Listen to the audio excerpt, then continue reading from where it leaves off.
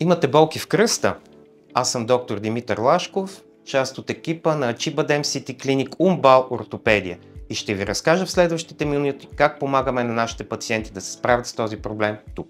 Причините за болките в кръста могат да бъдат най-разнообразни. Затова при всеки пациент ние подхождаме строго индивидуално, започвайки от физикалния преглед, през назначаването на образните изследвания и това води до едно правилно решение на проблемите, с които тези хора идват при нас.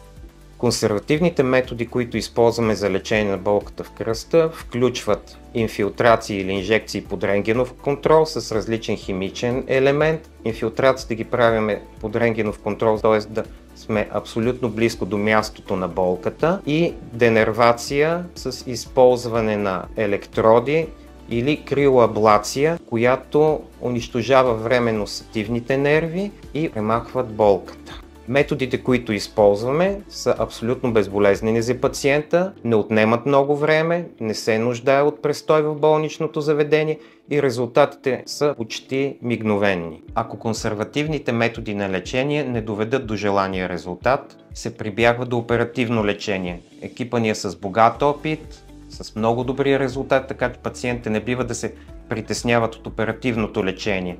Техниките, които се прилагат, могат да бъдат от мини-инвазивна техника под микроскоп, така и с доста по-големи по обем оперативни техники, като задна вертебродеза, фюжън техника, използване на различни изкуствени дискове, които водят до желания за пациентите резултат.